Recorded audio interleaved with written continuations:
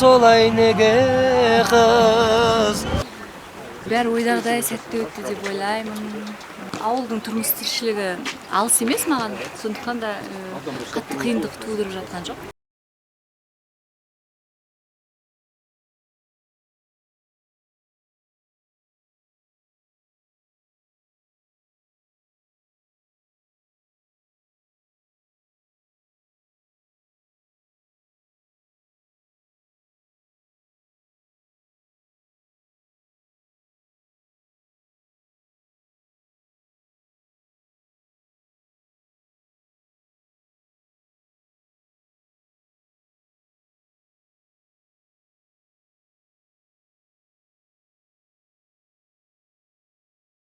Мен енді өзім атқа отырғанмын енді. Бірақ енді бәйгеге қатыстым, көкпар ойнадым деп өтірік айтпай-ақ қояйын.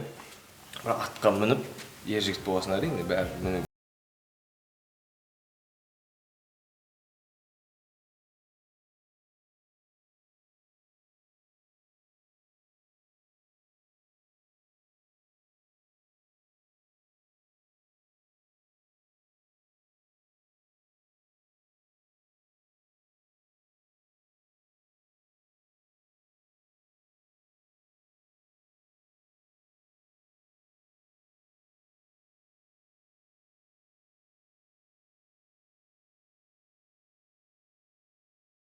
Ауылда жаймашуақ, қорада жүретін малдардың арасында қарапайым қыз. Бірақ сол жігітке ғашық болып, танысып, телефон арқылы сөйтіп қалада кездесу керек болады екеуі. Жігіт оны кездесуге шақырады. Сол кезде қыз барынша өзіне көйлек тігіп, әдеміленіп, шашын жасап